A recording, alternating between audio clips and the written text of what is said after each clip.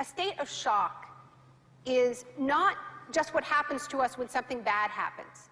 It's what happens to us when we lose our narrative, when we lose our story, when we become disoriented. What keeps us oriented and alert and out of shock is our history. So a period of crisis like the one we're in is a very good time to think about history, to think about continuities, to think about roots. It's a good time to place ourselves in the longer human story of struggle.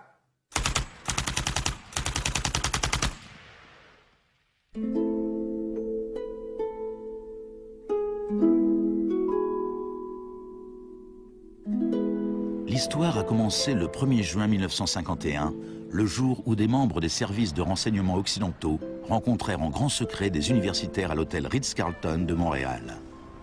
Cette réunion allait lancer un programme de recherche sur la privation sensorielle à l'université McGill, programme financé par l'armée. Sensory deprivation really is a way of producing extreme monotony. It causes loss of critical capacity. The thinking is less clear. The subject complains that he can't even daydream. And when you have college students that can't daydream, they're in a bad way. I began to think while we were doing our experiments that it's possible that something that involves physical discomfort or even pain might be more tolerable than simply the deprivation conditions that we studied. Ebb décida de cesser de travailler sur le programme.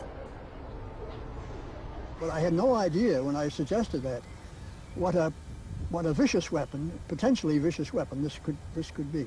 These are the days and hours are the occasions. Mais les expériences se poursuivirent sous la direction du chef du département psychiatrie, l'ambitieux docteur Ewen Cameron. What he did was much more than what we had done.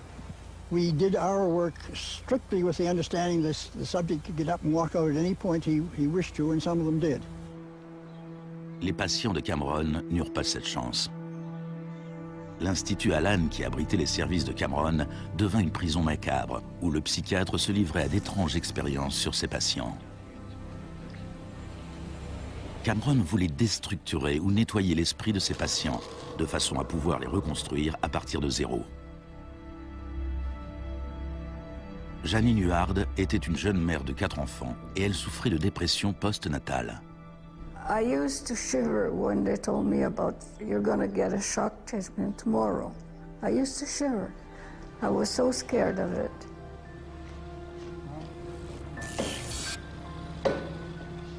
And I would wake up in another room, all mixed up and sad, and it used to make me very sad after.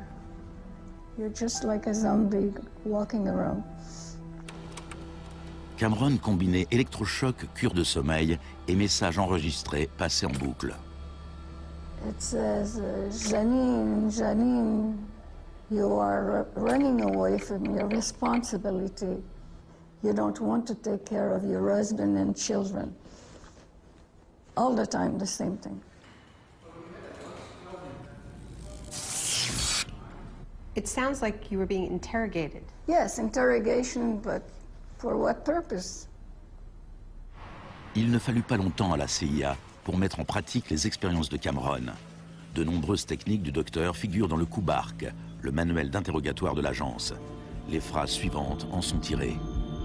It's a fundamental hypothesis of this handbook that these techniques are in essence methods of inducing regression of the personality. There is an interval, which may be extremely brief, of suspended animation, a kind of psychological shock or paralysis. Experienced interrogators recognize this effect when it appears, and know that at this moment the source is far more open to suggestion, far likelier to comply than he was just before he experienced the shock.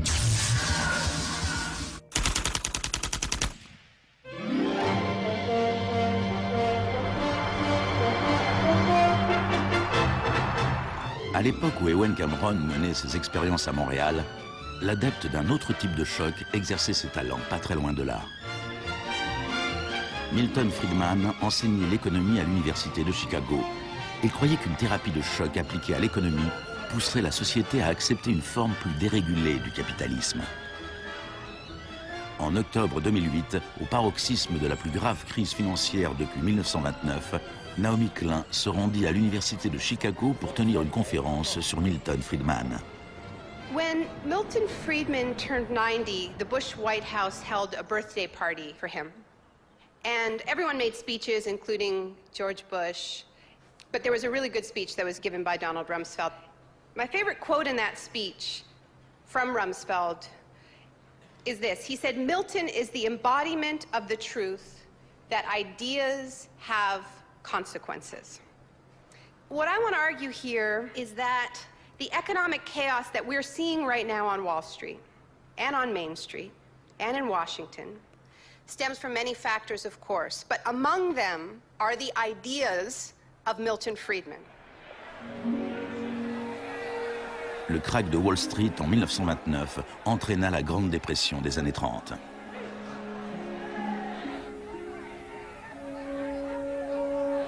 Au cœur de la thèse de Friedman, il y a son opposition au New Deal que le président Franklin Roosevelt décrivit dans son discours d'investiture.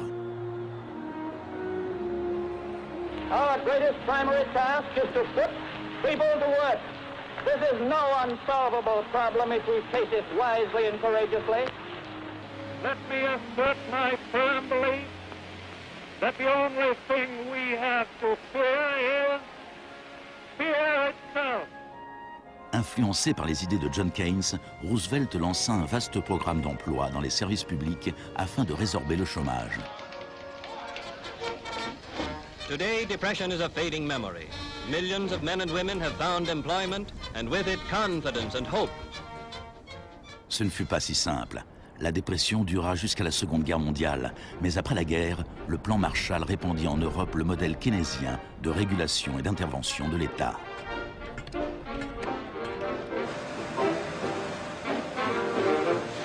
Les principes de Keynes étaient largement acceptés dans la société, mais pas au département d'économie de l'Université de Chicago. Milton Friedman from this university waged a war against the New Deal. Friedman était membre d'un petit groupe appelé la Société du Mont Pèlerin, dirigé par l'économiste autrichien Friedrich von Hayek. Ses membres affirmaient que si l'État cessait de fournir des services et cessait de réguler les marchés, l'économie se corrigerait d'elle-même. Dans les années 50, personne ne les prenait au sérieux. Mais ces 30 dernières années, leurs idées sont devenues la doctrine dominante en économie. The thesis of the shock doctrine is that we've been sold a fairy tale about how these radical policies have swept the globe.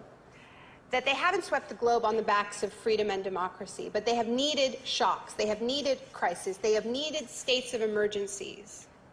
Milton Friedman understood the utility of crisis. Only a crisis, actual or perceived, produces real change. When that crisis occurs, the actions that are taken depend on the ideas that are lying around.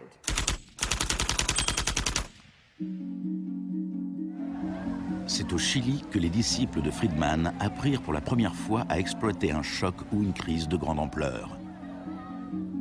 Usually the official storytellers of neoliberalism, the official publicists, don't even mention Chile. They start the story with Thatcher and Reagan because it's much more flattering that way. Dans les années 50 et 60, les politiques progressistes de développement mises en œuvre au Chili étaient un exemple pour tous leurs voisins.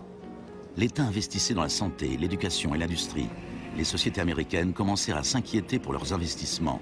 La réaction du département d'État américain fut de financer les études des étudiants chiliens et sud-américains afin qu'ils puissent venir étudier l'économie de marché auprès de Milton Friedman. The University of Chicago had a joint arrangement with the Catholic University of Chile, under which a great many Chilean students came to the University of Chicago, were trained by us and received PhDs. Ces étudiants retournèrent au Chili pour y enseigner.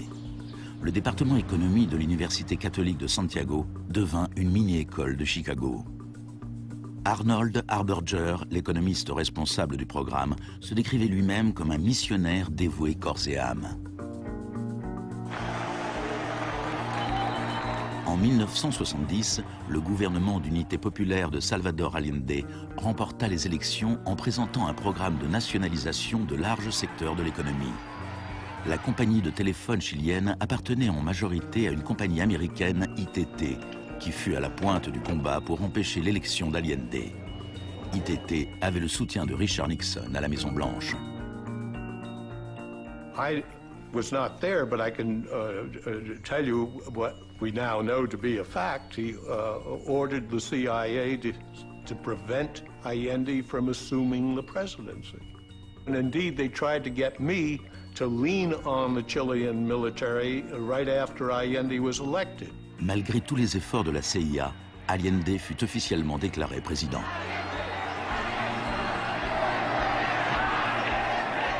Richard Nixon donna l'ordre au directeur de la CIA de faire hurler l'économie. Señor Nixon es presidente de Estados Unidos y yo soy presidente de Chile. Yo no tendré un término despectivo contra el señor Nixon mientras el señor Nixon respete al presidente de Chile. On lança les préparatifs d'un coup d'État militaire. Les Chicago Boys chiliens élaborèrent un programme économique de 500 pages, la BRIC. Grâce à des fonds américains, on fit tout pour déstabiliser l'économie. Les chauffeurs routiers firent grève, paralysant l'ensemble des usines et des magasins. Il y eut une première tentative de coup d'État le 29 juin 1973. Et puis, le 11 septembre, l'armée commandée par le général Pinochet prit d'assaut le palais présidentiel.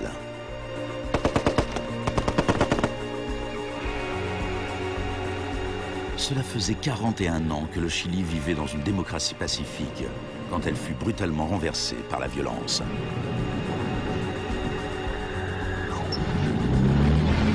Pinochet et ses partisans décrivirent ce putsch comme une guerre. Il en avait en effet tous les aspects. Ce fut le précurseur chilien de l'opération Choc et Terreur.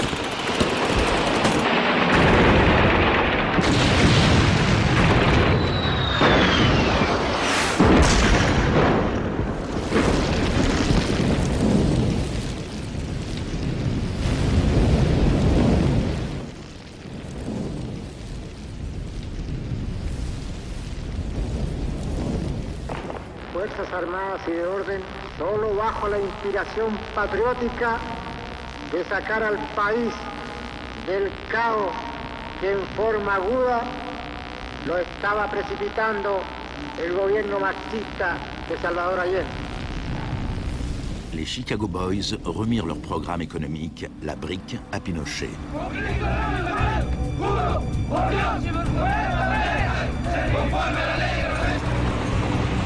Dans les jours qui suivirent, plus de 13 000 opposants furent arrêtés et emprisonnés.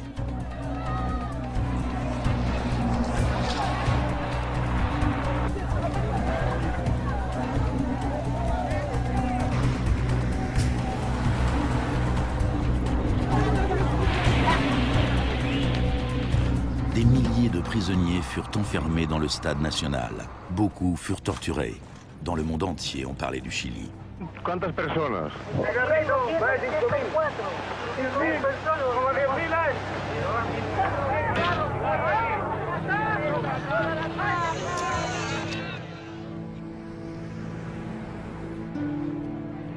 Début novembre, 5000 prisonniers furent relâchés. Les 900 hommes qu'ils laissaient derrière eux furent transférés dans d'autres centres de détention.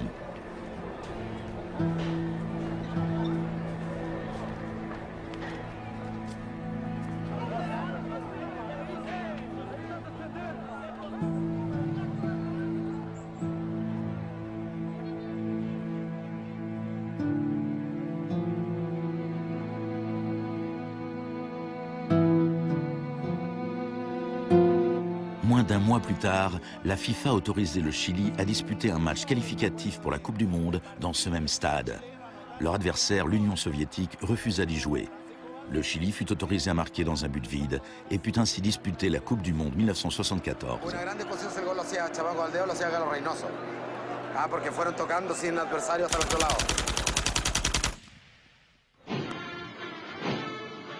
Pinochet imposa à une population sous le choc la politique recommandée par les Chicago Boys. Fin du contrôle des prix, privatisation des entreprises publiques, suppression des taxes à l'importation et coupe dans les dépenses publiques. Plus tard, Friedman reconnut ouvertement l'importance de l'expérience chilienne. Here was the first case in which you had a movement toward communism, which was replaced by a movement toward free markets. Ce fut un échec. Un an plus tard, l'inflation s'élevait à 375% par an. C'était la plus forte au monde. Alors, en mars 1975, Arnold Harberger et Milton Friedman s'envolèrent pour Santiago. He used a phrase that had never before been used in a real-world economic crisis. He called for shock treatment. He said that he was like a doctor that was going to help a country that was suffering an epidemic, and he was simply prescribing the medicine. Friedman écrivit que le général Pinochet était séduit par l'idée d'un traitement de choc, mais qu'il était clairement effrayé par le chômage provisoire qui pourrait en découler.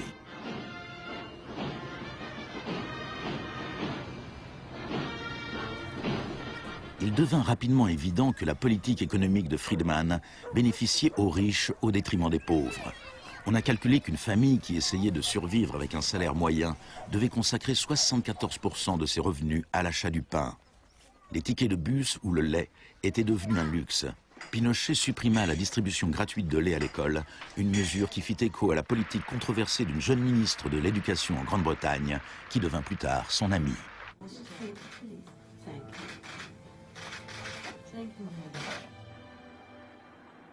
Pour mettre en œuvre cette politique économique, il fallait avoir un ennemi à craindre. Tampoco yo que se haya triunfado totalmente sobre el marxismo. El marxismo es como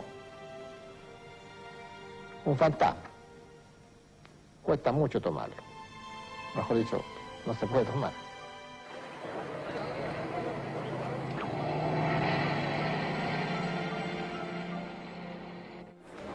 Friedman et Harberger soutenaient que l'économie de marché était inséparable de la liberté et de la démocratie. Mais au Chili, où leurs idées étaient mises en application dans le contexte d'une dictature militaire, c'est le contraire qui était vrai. De nombreux Sud-Américains établirent un lien direct entre les chocs économiques qui appauvrissaient des millions de gens et l'épidémie de torture infligée à ceux qui croyaient en une société différente. L'un d'entre eux était Orlando Letelier. Letelier avait été l'ambassadeur d'Allende à Washington. Il passa une année entière dans les prisons de Pinochet avant d'être exilé aux États-Unis.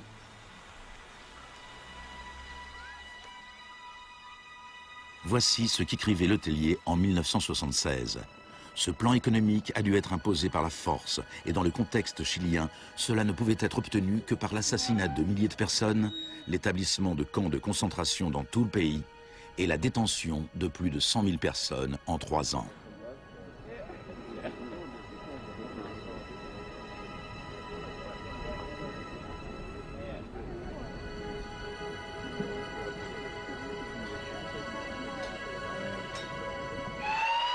Moins d'un mois plus tard, Letelier fut tué dans un attentat à la bombe. Good evening. A powerful bomb today tore through a car as it was driving along Washington's usually quiet Embassy Row. The Chilean was Orlando Letelier, who also had been foreign minister during the last months of the late Salvador Allende's Marxist regime. Richard Roth reports. Un membre de la police secrète de Pinochet, Michael Townley, était derrière l'attentat. Il était entré aux États-Unis grâce à un faux passeport avec l'accord de la CIA. Michael, buenas noches. Buenas noches, Pablo. La opinión del Poder Judicial chileno, ¿hay confianza en él? Mire, yo Confío plenamente en la justicia chilena como patriota y luchador antimarxista y juntista por sobre todas las cosas.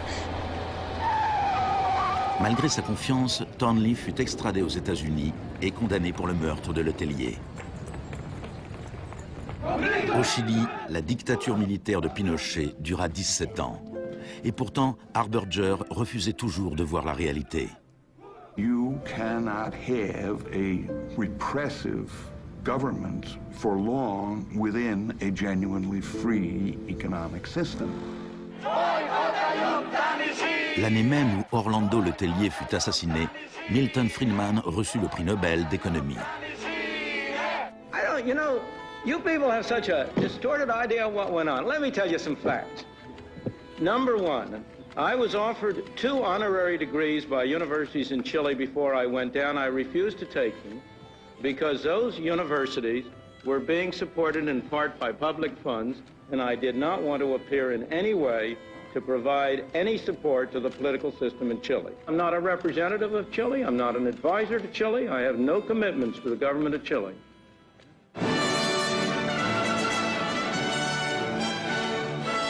I now turn to you, Professor Milton Friedman.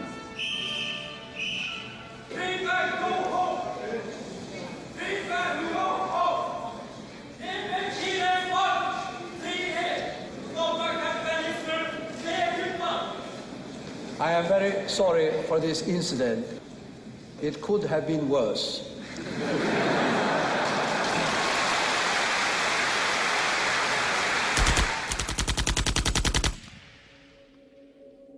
What I'm trying to do in the shock doctrine is tell an alternative history of how this savage stream of pure capitalism that we've been living, capitalism unrestrained, came to dominate the world. Le Chili n'était pas le seul pays d'Amérique latine qui suivait la politique préconisée par l'école de Chicago. Les disciples de Friedman tenaient des postes clés au Brésil et ils conseillaient le gouvernement uruguayen. Le 24 mars 1976, un putsch militaire renversa le gouvernement d'Isabel Perón en Argentine. Une junte de 3 généraux dirigée par le général Videla prit le contrôle du pays. Les Chicago Boys décrochèrent des postes économiques très importants au sein du gouvernement militaire. Ils profitèrent de l'occasion pour effectuer des changements majeurs dans la vie économique et sociale. Moins d'1 an après le coup d'État, les salaires avaient perdu 40% de leur valeur. Les usines fermaient. La pauvreté se multipliait. Comme au Chili, il a fallu terroriser la population pour lui faire accepter ces mesures économiques. Videla avait appris de Pinochet. Il adopta la tactique des disparitions. Mélange de terreur publique et privée, ces disparitions étaient souvent exécutées en plein jour, mais elles pouvaient toujours être niées.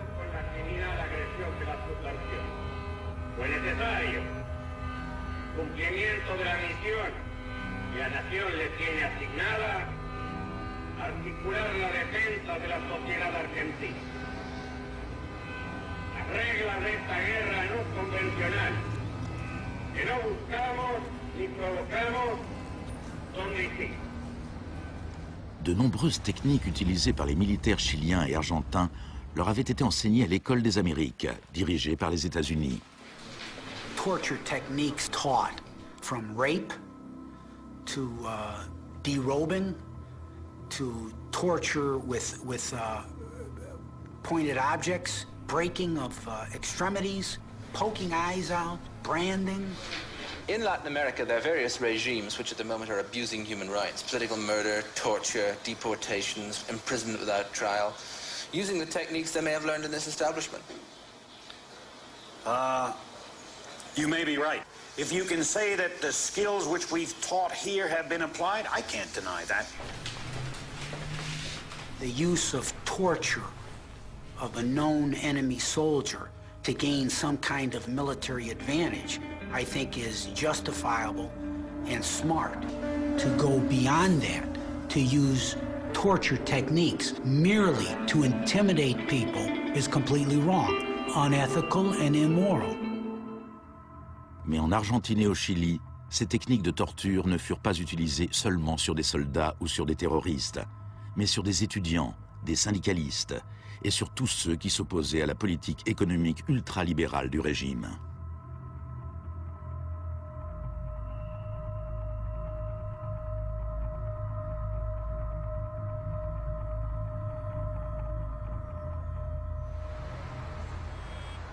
En 1978, la junte accueillit la Coupe du Monde en Argentine. La finale se joua dans un stade situé à 1 kilomètre à peine du plus grand centre de détention du pays, où des milliers de prisonniers étaient torturés. Decir que con los goles, con el grito de gol, se tapaba la voz de los secuestrados, los gritos de los secuestrados era una realidad. Organización extraordinaria, miles y miles de banderas, miles y miles de gargantas enronquecidas, 25 millones de argentinos que tienen un solo color, el celeste y blanco. El fútbol ha hecho el milagro del país, de este maíz maravilloso que nos siguen atacando. Et l'Argentine poussa le régime de la terreur encore plus loin que le Chili. Parmi les disparus se trouvaient des centaines de femmes enceintes. On les laissa accoucher avant de les exécuter. De todas aquellas mujeres que estaban embarazadas, les permitieron tener a sus hijos para una vez que nacieran sacárselos. Y eso sucedió con 500. Yo soy uno de esos 500. Ces enfants, qui pour beaucoup d'entre eux furent élevés par des familles liées à l'armée, rappelaient clairement le projet de la junte qui visait à reconstruire la société tout entière.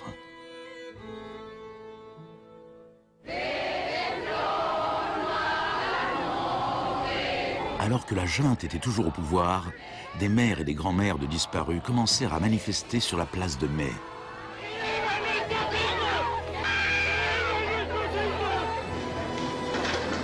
Elles se firent détectives et se lancèrent à la recherche des enfants disparus. Après l'effondrement de la junte, certains enfants furent retrouvés et rendus à leur famille. Parfois, on trouvait leurs restes. La plupart du temps, on ne retrouvait rien.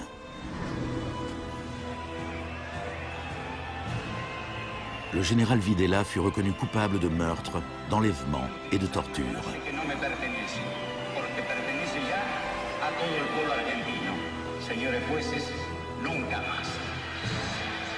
Il fut condamné à la prison à perpétuité.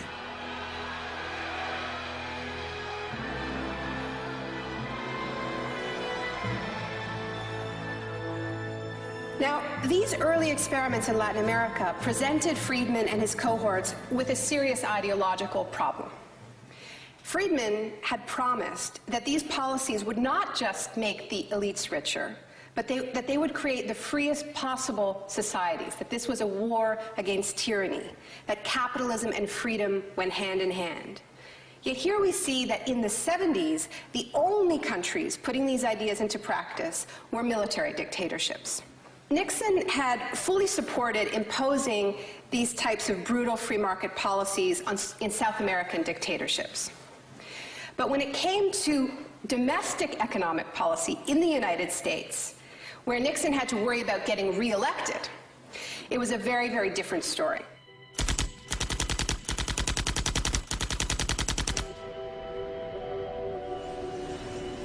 Friedman entretenait d'excellentes relations avec Nixon.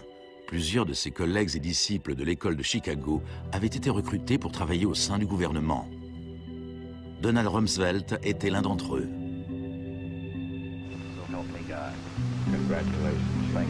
Mais en 1971, en plein marasme économique, Nixon tourna le dos aux idées de Friedman et imposa une politique de contrôle des salaires et des prix. Rumsfeld fut chargé de l'appliquer. I have for long been opposed to the wage and price control. I believe it involves government intervention with the freedom of individuals. I think it's intolerable. Cette politique keynésienne fut un succès et Nixon fut réélu pour un second mandat à une écrasante majorité. C'était un camouflet pour Friedman. Puis, en 1979, Margaret Thatcher fut élue Premier ministre du Royaume-Uni. Son gourou intellectuel était l'ancien mentor de Milton Friedman, Friedrich von Hayek. Et à peine un an plus tard, Ronald Reagan était élu président des États-Unis.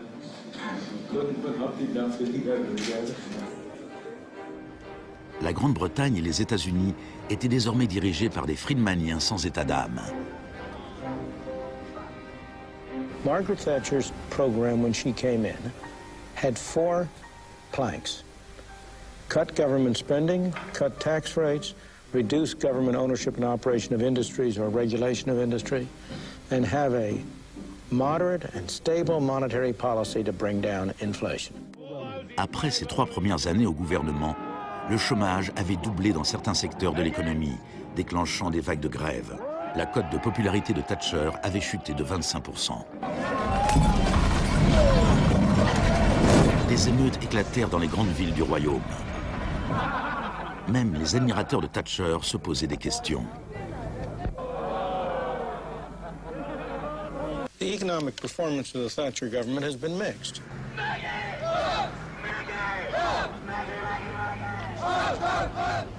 To those waiting with bated breath for that favorite media catchphrase, the U-turn, I have only one thing to say.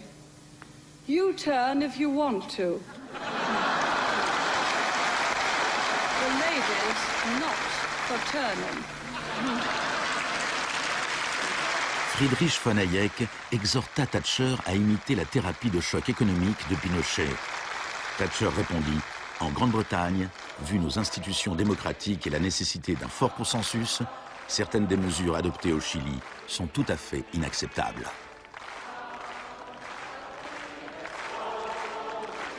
Thatcher's profound unpopularity seemed to be proving once again that free market fundamentalism was simply too unpopular, too directly harmful to too many people to survive in a democratic state where governing requires getting the consent of the governed, unlike a military dictatorship. What pulled Thatcher back from the abyss and ultimately saved the project was a crisis. Indeed, it was the ultimate crisis. It was a war. We are here because for the first time for many years, British sovereign territory has been invaded by a foreign power. The government has now decided that a large task force will sail as soon as all preparations are complete. HMS Invincible will be in the lead. La plupart des Britanniques n'avaient jamais entendu parler des îles Malouines. Mais quand l'Argentine envahit ce petit archipel perdu à des milliers de kilomètres dans l'Atlantique Sud, Thatcher sauta sur l'occasion et justifia son surnom de Dame de Fer. Gentlemen, I've just heard that the white flag is flying over Stanley. La guerre fut terminée en moins de 3 mois. Quand les troupes revinrent en Grande-Bretagne, une vague de célébrations patriotiques déferla sur le pays. Thatcher remporta les élections de 1983 avec une écrasante majorité. Elle pouvait maintenant lancer une thérapie de choc économique semblable à celle qu'on avait vue au Chili.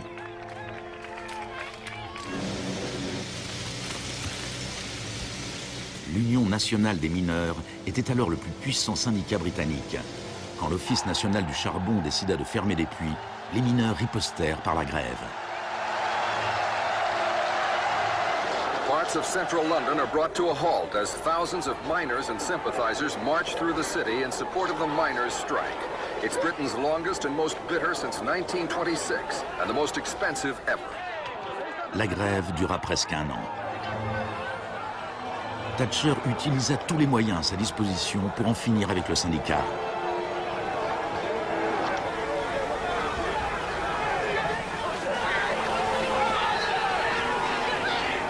Les mineurs finirent par perdre la bataille. Thatcher utilisa sa victoire pour imposer la révolution des Chicago Boys en Grande-Bretagne. On lança des campagnes publicitaires pour promouvoir le gigantesque programme de privatisation. Thatcher vendit l'industrie de l'acier, le service des eaux, les compagnies d'électricité, de gaz, le téléphone, les compagnies aériennes et le pétrole. Les HLM furent vendus, les services municipaux soumis à adjudication. En 1986, les systèmes bancaires et financiers furent dérégulés. On parla de Big Bang. No one here tonight needs reminding that the Big Bang is only a beginning. Dans la Grande-Bretagne d'avant Thatcher, un PDG gagnait 10 fois plus qu'un ouvrier. En 2007, il gagnait plus de 100 fois plus.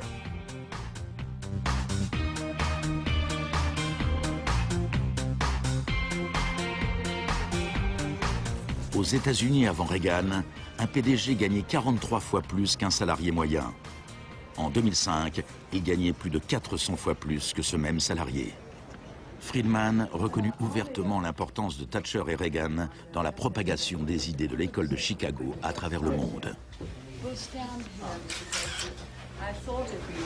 The coincidence of Thatcher and Reagan having been in office at the same time was enormously important for the public acceptance worldwide of a different approach to economic and monetary policy.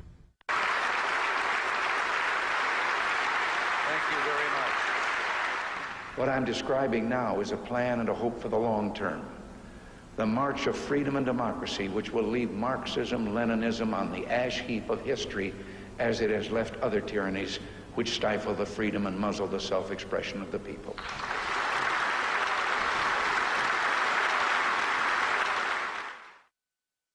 Now, we all know the fairy tale about the fall of communism, that the West under Reagan and Thatcher looked so prosperous to the people of the former communist bloc that they themselves demanded radical free market policies. Now, this really is a fairy tale. It is true that people who had been living under authoritarian communism genuinely wanted democracy. And it's also true that people wanted to be able to go out and buy blue jeans and have Big Macs. That is true. But that does not mean that they wanted the kind of Wild West capitalism of oligarchs gone mad and no social protections that so many Eastern Bloc countries actually ended up with and suffer under to this day. Thatcher, qui avait fait tout ce qu'elle pouvait pour briser la puissance des syndicats en Grande-Bretagne, se rendit en Pologne en 1988 pour afficher son soutien au syndicat ouvrier Solidarność.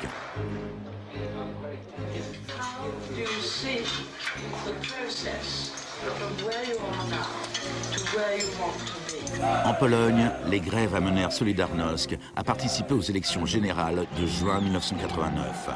Une vague de manifestations s'ensuivit à travers toute l'Europe de l'Est.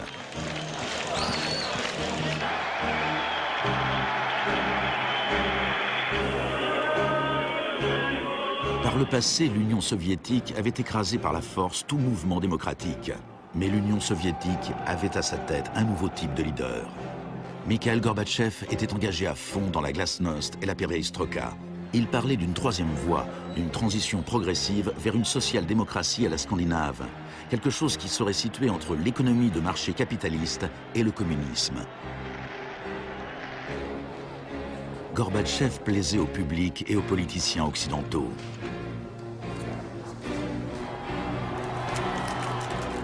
He's a bold, a determined and courageous leader.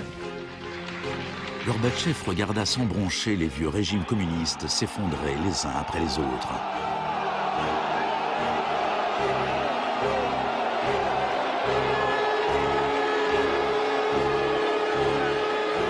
À la fin de l'année, le plus célèbre symbole de la division de l'Europe s'écroulait.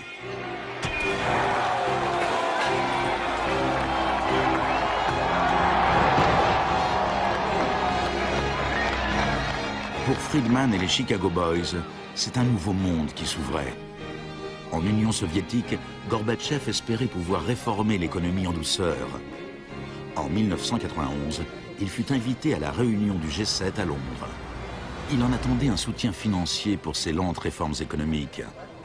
Mais on lui répondit qu'à moins de se lancer dans une thérapie de choc radical, il ne recevrait aucune aide. Le mois suivant, une tentative de coup d'État dirigée contre Gorbatchev éclata à Moscou. Les tenants de la ligne dure au sein du Parti communiste firent arrêter Gorbatchev dans sa maison de vacances en Crimée. Les tanks encerclèrent la Maison-Blanche, le Parlement russe.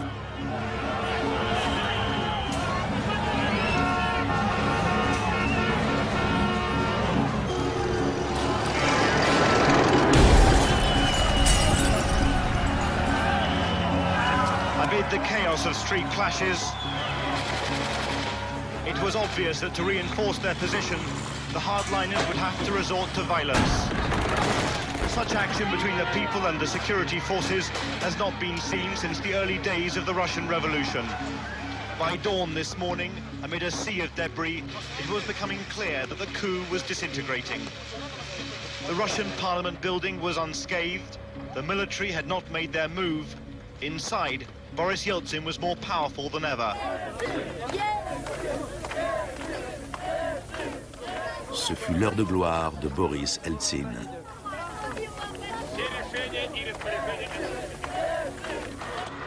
Gorbatchev fut libéré et revint à Moscou, mais son pouvoir était très affaibli.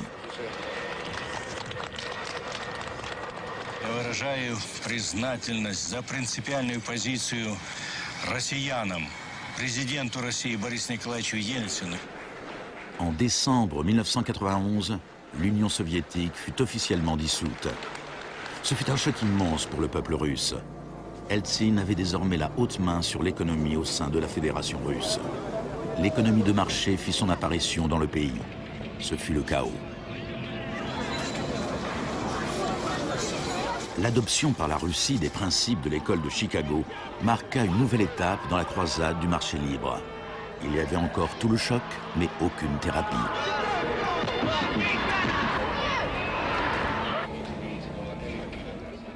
On vantait l'émergence d'un capitalisme populaire, mais dans les faits, seule une petite poignée d'affairistes amassait des fortunes considérables.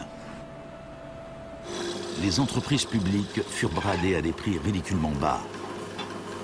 La presse russe surnomma les conseillers d'Eltsine les Chicago Boys.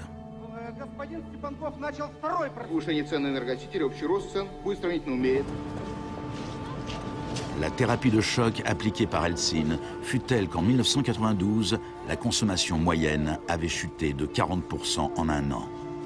Un tiers des Russes vivaient sous le seuil de pauvreté et les salaires étaient versés avec des mois de retard. One expert today predicted 140 million Russians will soon be living below the poverty line. La corruption sévissait partout. Le crime organisé explosa. Moscou était devenu le nouveau Far West.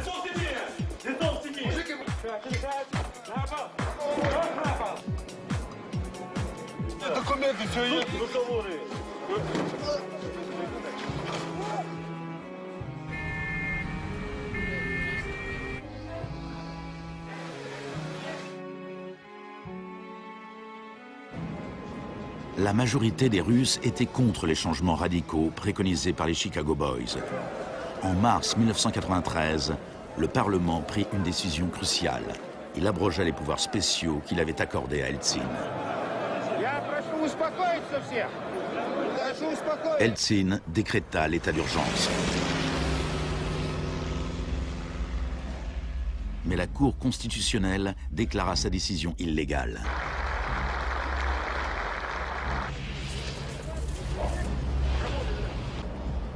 Le 21 septembre, Eltsine opta pour la solution Pinochet et fit dissoudre le Parlement. Сегодняшнего дня прерывается осуществление законодательной, распорядительной и контрольной функций съезда народных депутатов. L'Occident pesa de tout son poids du côté d'Eltsine. We feel that Boris Yeltsin is the best hope for democracy in Russia. 2 jours plus tard, le Parlement votait la destitution d'Eltsine par 636 voix contre 2. Des milliers de partisans des parlementaires s'assemblèrent devant la Maison-Blanche et marchèrent sur l'immeuble de la télévision.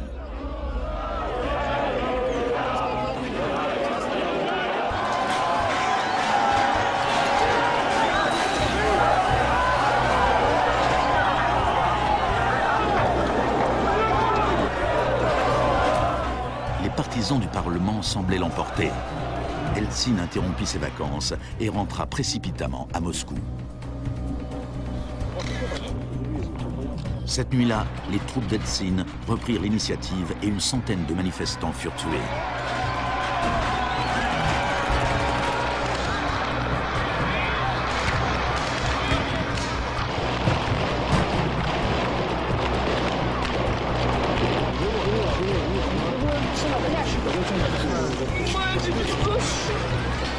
Le 4 octobre, Eltsine donna l'ordre à ses troupes d'attaquer la Maison Blanche, faisant pilonner le bâtiment même qu'il avait défendu 2 ans plus tôt.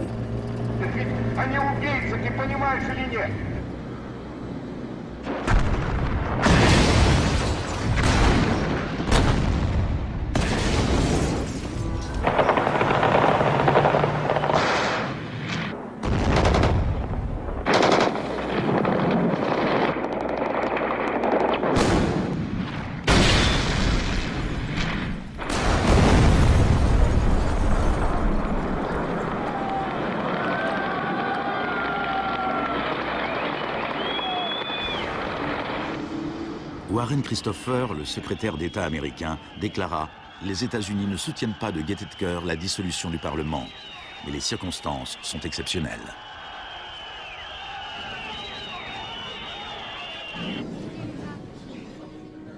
Eltsine avait désormais le pouvoir absolu et suivant les conseils de ses Chicago Boys, il développa un capitalisme des copains. On privatisa ce qui restait des entreprises industrielles d'État, en créant au passage une nouvelle classe d'hommes d'affaires milliardaires, dotés d'une énorme influence politique, les oligarques. En 1998, 80% des fermes russes étaient en faillite et 70 000 usines d'État avaient fermé. En 8 ans, le nombre de Russes vivant dans la pauvreté avait augmenté de 72 millions. Et pendant ce temps, Moscou était devenue la ville où l'on trouvait le plus de milliardaires au monde.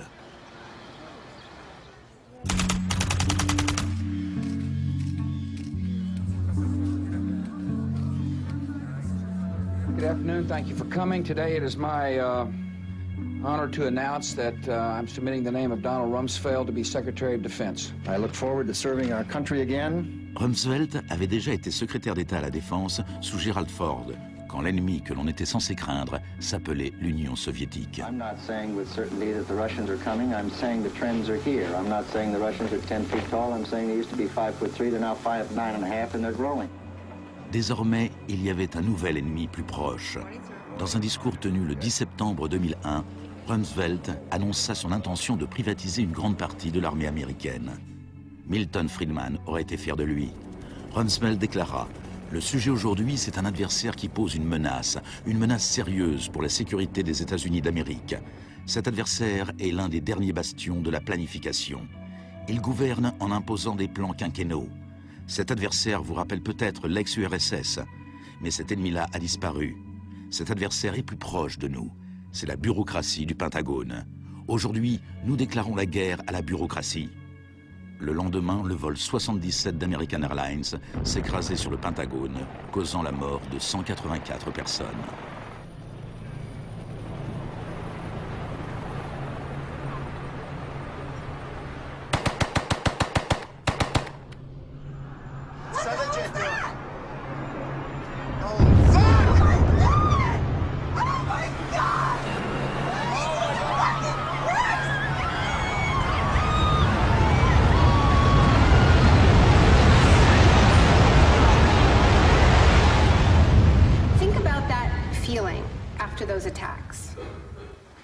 These people? Where did they come from? Why do they hate us? There was a total loss of collective narrative. We were not living in the world that we thought we lived in. And we kept hearing from our political leaders that everything we thought we understood before the attacks no longer applied. There was a new phrase, pre-9/11 thinking. And what happened in that moment is that suddenly news stories sort of magically appeared. That we were in a clash of civilizations. That's the world that we suddenly lived in. That there was an axis of evil, and that we were fighting a war against terror. Cette guerre abstraite et ingagnable a eu d'énormes retombées économiques. Avant 2001, la sécurité intérieure n'avait rien d'une industrie. Aujourd'hui, elle brasse plus d'argent que toute l'industrie du cinéma et de la musique. Entre le 11 septembre 2001 et l'année 2006, le département de la sécurité intérieure a offert 130 milliards de dollars de contrats aux entreprises privées. C'est le complexe du capitalisme du désastre, une nouvelle économie bâtie sur la peur. This will be a monumental struggle of good versus evil. The best defense against terror is a global offensive against terror, wherever it might be found. La première phase de cette guerre fut le bombardement de l'Afghanistan.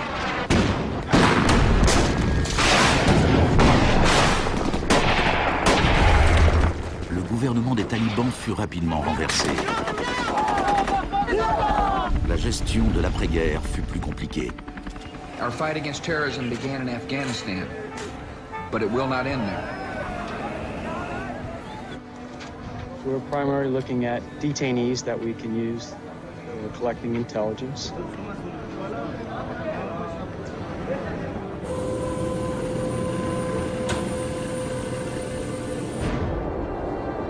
C'est à Guantanamo que pour la première fois, les techniques du manuel de Kubark furent explicitement et publiquement utilisées par les forces américaines avec l'approbation officielle de la Maison-Blanche. Les images furent diffusées sur les télés du monde entier. Isolation, both physical and psychological, must be maintained from the moment of apprehension. The capacity for resistance is diminished by disorientation. Prisoners should maintain silence at all times. They should never be allowed to speak to each other. Parmi ces prisonniers, il y avait Asif Iqbal, Rouhal Ahmed et Shafiq Rasool de Timpton en Angleterre. Ils furent détenus plus de 2 ans à Guantanamo avant d'être relâchés sans qu'aucune charge ne soit retenue contre eux. Mentally, yeah, you couldn't speak to nobody, you couldn't do nothing, you couldn't stand up. And just sitting there, you'd be in your thoughts all the time thinking, what the hell's going on, where the hell am I? And we're going to be staying here for the rest of our lives, and we're going to be going back home. Will we ever see our family again? Sur les 779 prisonniers qui ont été détenus à Guantanamo, seulement 3 ont été reconnus coupables d'un crime.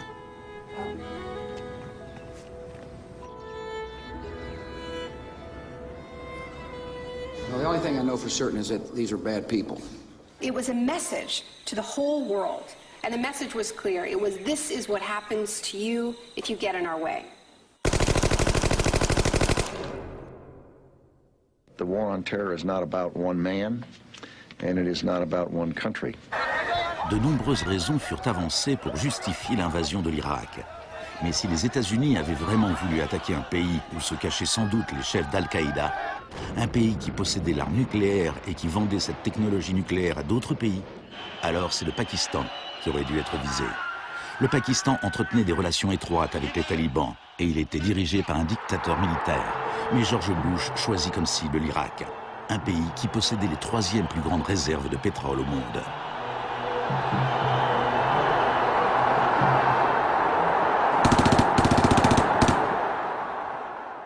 Now, about the Defense Department's war plan. It is not like that for the Gulf War. It's more along the lines of the Panama invasion of 1989.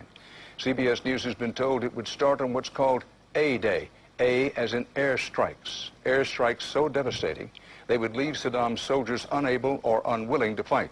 The idea is to rain down the thunder so hard as to create, quote, shock and awe. If the Pentagon sticks to its current war plan, one day in March, the Air Force and Navy will launch between 300 and 400 cruise missiles at targets in Iraq.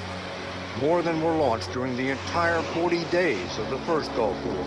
The sheer size of this has never been seen before, never been contemplated before. Harlan Ullman is one of the authors of the shock and awe concept, which relies on large numbers of precision-guided weapons.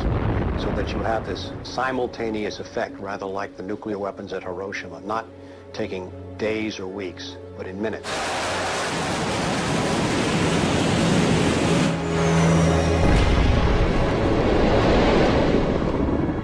You also take the city down. By that I mean you get rid of their power, their water, and you begin this relentless campaign to wear them down so that 2, 3, 4, 5 days they are physically, emotionally, and psychologically exhausted.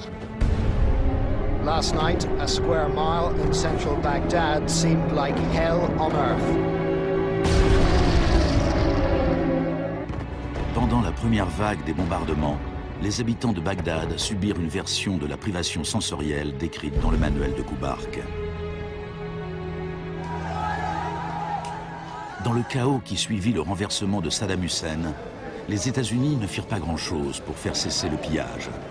Certains responsables américains pensaient même que cela leur facilitait le travail pour démanteler l'État irakien. John Agresto, chargé de la reconstruction des universités, déclara qu'il voyait le pillage des écoles comme une bonne occasion de tout reprendre à zéro. En réalité, avant les sanctions, l'Irak avait le meilleur système éducatif de la région. 89% des Irakiens étaient alphabétisés.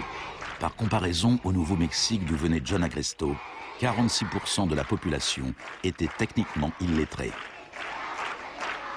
In Iraq, you had three distinct forms of shock that were all working together and reinforcing each other. You had the shock of the war, which was immediately followed by economic shock therapy imposed under Paul Bremer. And as resistance to that economic transformation, that very rapid economic shock grew, you had the shock of enforcement, including torture. Three different kinds of shock.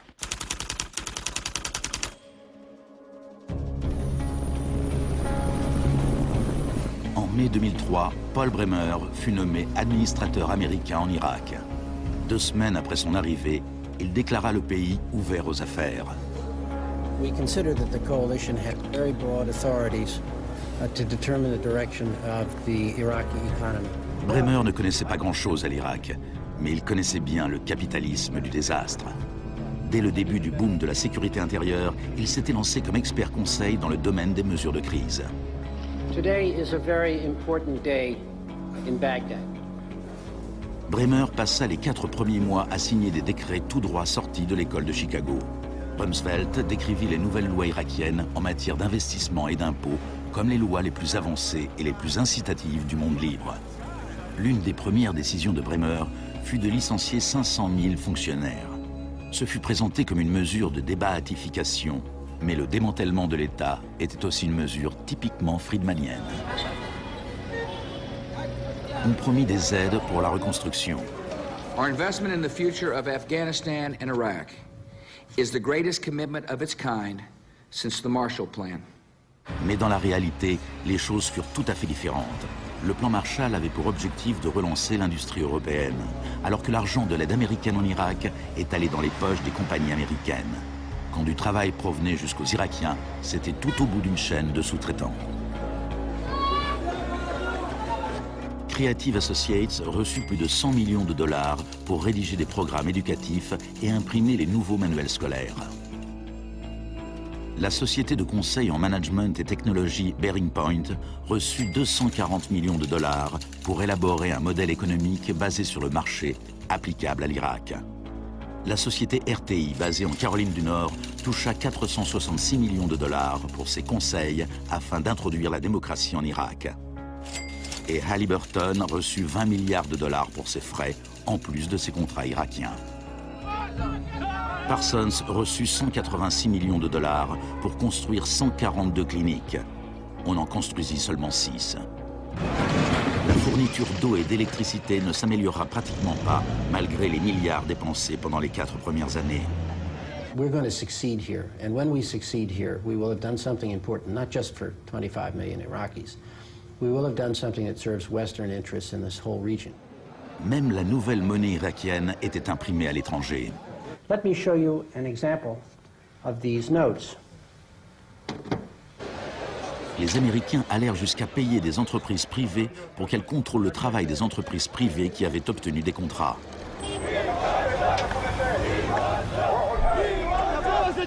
I was in Baghdad in 2004, and this is the period when bombs started to go off regularly in Baghdad. In fact, the night that I arrived, a bomb went off very near our hotel. But what was really striking to me in this period was that despite the violence and despite the chaos, the next day, Iraqis were out in the streets protesting. 19 killed and 100 injured in Najaf. And what they were demanding at this time was elections, the right to actually have a say in what the post-Saddam era would look like. Now, in the early days of the occupation, the protests were peaceful, but as time went on, and the protests didn't have an effect, more and more Iraqis joined the armed resistance.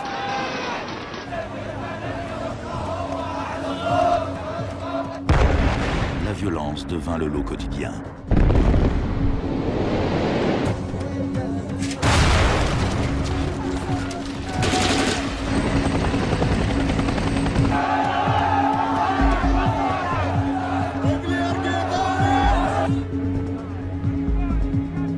Comme en Amérique du Sud 30 ans auparavant, les corps étaient souvent jetés au bord des routes afin d'intimider les opposants.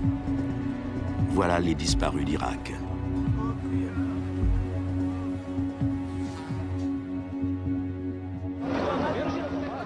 Il fallut prendre des mesures extrêmement violentes pour supprimer l'opposition.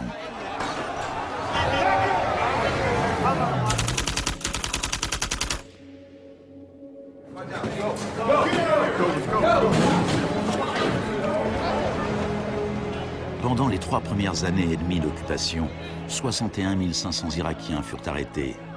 Au printemps 2007, 19 000 étaient encore emprisonnés.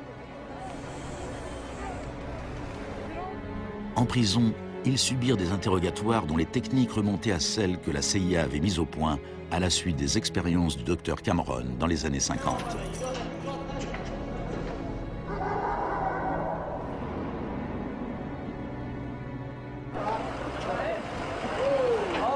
Selon la Croix-Rouge, les autorités militaires américaines reconnurent qu'entre 70 et 90% des arrestations en Irak étaient arbitraires.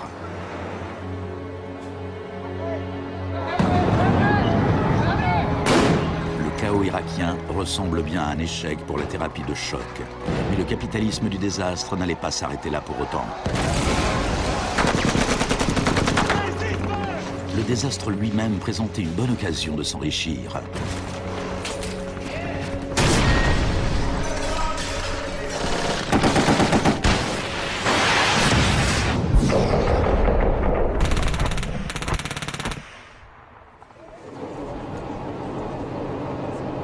Les dépenses militaires américaines ont pratiquement doublé depuis 2001. Elles frôlent maintenant les 700 milliards de dollars par an. Déjà en 1961, le président Eisenhower, qui était pourtant tout sauf un homme de gauche, soulignait les dangers d'un appareil militaire trop puissant.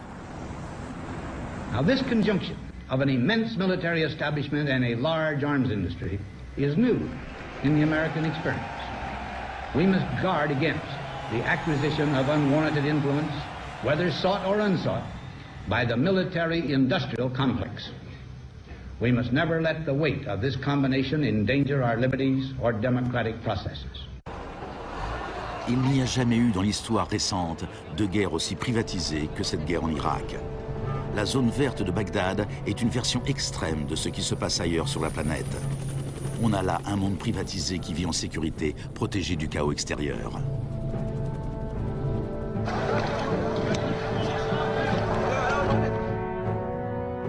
En 1991, pendant la première guerre du Golfe, pour 100 soldats réguliers, on trouvait un contractuel privé. En 2003, au début de la guerre en Irak, pour 100 soldats, on comptait 10 contractuels. En 2006, pour 100 soldats, il y avait 33 contractuels. Un an plus tard, pour 100 soldats, il y en avait 70. En juillet 2007, il y avait plus de contractuels en Irak que de soldats réguliers. On était bien au-delà de ce que Milton Friedman lui-même aurait osé rêver. The only things I would not denationalize are the armed forces, the courts, and some of your roads and highways. L'une des plus importantes sociétés de sécurité était la société américaine Blackwater. En avril 2004, pendant le soulèvement de Najaf, Blackwater prit le commandement des opérations, malgré la présence des Marines. Des dizaines d'Irakiens furent tués lors des combats. Les États-Unis avaient garanti aux mercenaires qu'aucune loi irakienne ne s'appliquerait contre eux. Ils opéraient donc en toute impunité, un peu comme à Guantanamo. I asked your Secretary of Defense a couple months ago what law governs their actions. Mr. I'm going to ask him. Go ahead.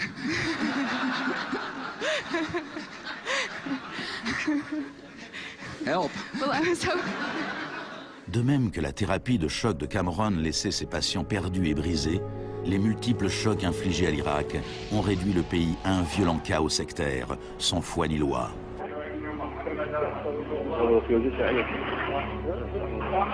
À l'époque de l'exécution de Saddam Hussein en 2006, 1 millier d'Irakiens étaient assassinés chaque semaine.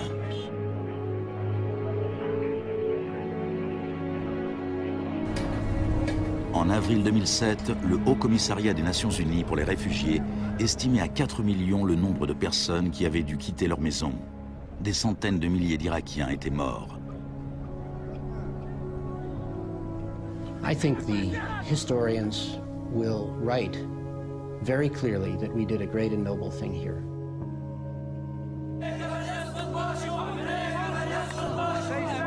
المسيرة بحد ذاتها هي ضد الإرهاب، ضد الإرهاب الأمريكي، لأن الأمريكان يقتلون النساء ويعتقلون النساء ويقتلون الأطفال ويهينون الشيوخ ويقتلون الشباب. أمريكا بحد ذاتها هي الإرهاب.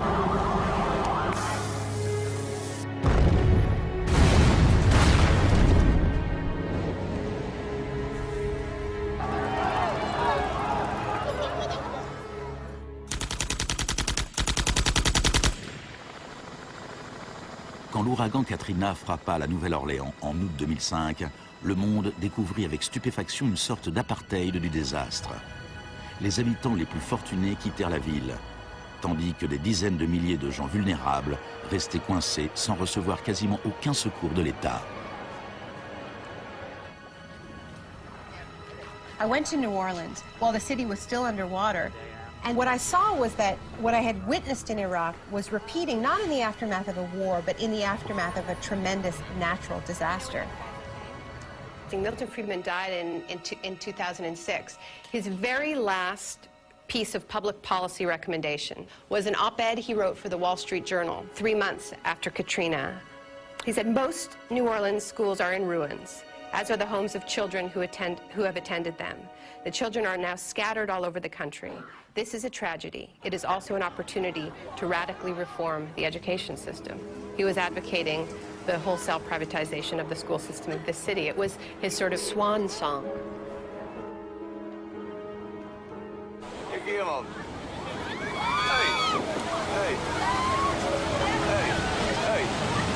I've witnessed a similar process in Sri Lanka in the aftermath of the 2004 tsunami. People who lived on the beaches for generations were prevented from returning so that the land could be privatized and sold off to luxury hotels.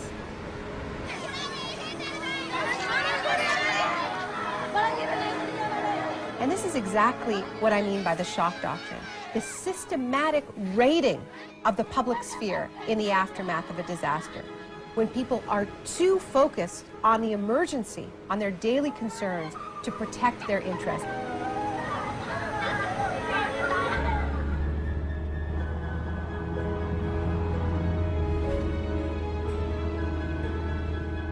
Le premier acte de résistance consisterait peut-être à refuser qu'on efface notre mémoire collective. En 2008, Naomi Klein se rendit à la Villa Grimaldi avec Isabelle Morel, la veuve d'Orlando Letelier. La Villa Grimaldi est un témoignage de la barbarie du régime de Pinochet et de sa défaite finale. Villa Grimaldi fue el principal centro de tortura mientras se buscaba implementar la política de shock económico. Esta es la que tú señalas en el libro como las casas de uno por uno donde estaban los detenidos en Villa Grimaldi. It's not that I loved Pinochet, but I think that he was our teacher in many things. We learned about evil.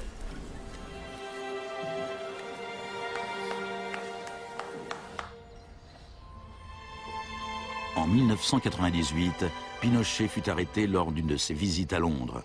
Sa vieille alliée Margaret Thatcher lui apporta son soutien. I know how much we owe to you.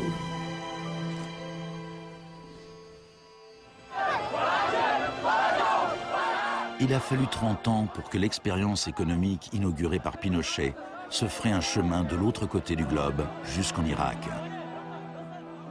Mais les similitudes entre passé et présent sont saisissantes.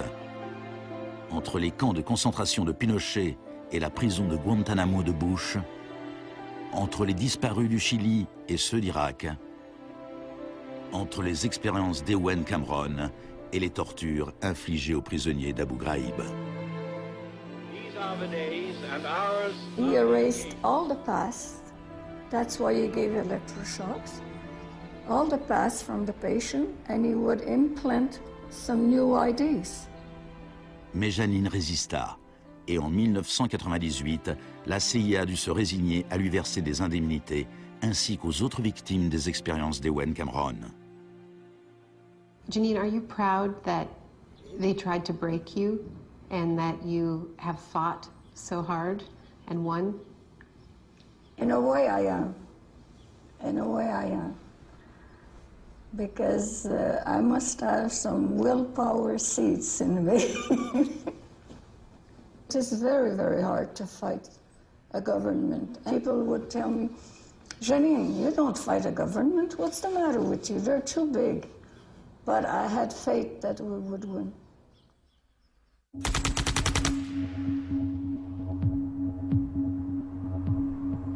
Par nature, les marchés dérégulés sont volatiles. On laisse enfler des bulles financières qui inévitablement explosent. Depuis la dérégulation et le Big Bang des années 80, il y a eu plusieurs krachs boursiers. En 1987, il y eut le lundi noir. Les marchés dégringolèrent. Ce fut la plus forte chute de l'histoire du marché financier sur une seule journée.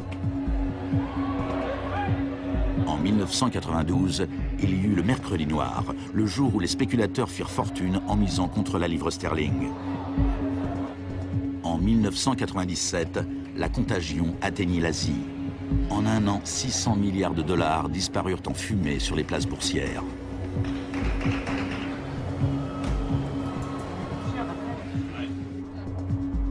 Et finalement, en septembre 2008, les marchés financiers implosèrent. The market is not functioning properly. There has been a widespread loss of confidence.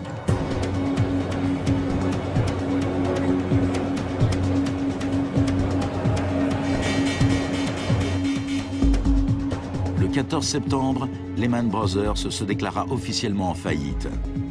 Et pourtant, une semaine plus tard, on apprenait que ces traders de New York allaient se partager 2,5 milliards de dollars de bonus. On estime que les firmes de Wall Street ont versé 18,4 milliards de dollars de bonus l'an dernier, l'année du krach. Despite the torrent of populist rhetoric about taking on the fat cats and standing up for the little guy and saving Main Street, not Wall Street, we are witnessing a transfer of wealth of unfathomable size. It is a transfer of wealth from public hands, from the hands of government, collected from regular people in the form of taxes, into the hands of the wealthiest corporations and individuals in the world. Needless to say, the very individuals and corporations that created this crisis. We are in the midst of a once-in-a-century credit tsunami. I found a flaw. I don't know how significant or permanent it is, but I've been very distressed by that fact. Aux États-Unis, c'est la crise financière qui a assuré la victoire d'Obama. Les Américains voulaient changer de cap. Hello, Chicago! This crisis is clearly understood by almost everyone as being the direct result of this particular ideology of deregulation and privatization. La gravité de la crise offre l'espoir d'un changement. The shock doctrine as a strategy relies on us not knowing about it for it to work. And what I find most hopeful about the current economic crisis is that this tactic is getting tired, because that element of surprise is no longer there. We're on to them, and it's not working. We're becoming shock resistant. La dernière fois qu'une crise financière aussi grave a frappé le monde, on avait opté pour la politique keynésienne du New Deal. Let me assert my firm belief that the only thing we have to fear is fear itself. Plus d'1 million de personnes se sont rassemblées pour écouter le discours d'Obama lors de son investiture. Beaucoup de journalistes ont évoqué Roosevelt. Now, there's been a lot of talk recently about comparing Obama to Franklin Delano Roosevelt. So I want to talk a little bit about FDR, because there's a great FDR story, and it could be an apocryphal one, about when he would be visited by some progressive organization or a union, and they would be proposing some new progressive policy that they wanted to be part of the New Deal. And he would hear them out, and he would listen to them, and then at the end he would say, now go out there and make me do it. And they did. In 1937, which was a pivotal year for the New Deal, do you know how many strikes there were in this country? 4,740 strikes, lasting an average of 20 days. Do you know how many strikes there were in 2007? 21. Now, the other reason to remember this history of struggle is that it tells us something very important, something that we need to remember at this moment when so much is at stake. It teaches us that if we want responses to this economic crisis that leave us with a world that is healthier, that is more just, that is more peaceful, we are going to have to go out there and make them do it. Thank you.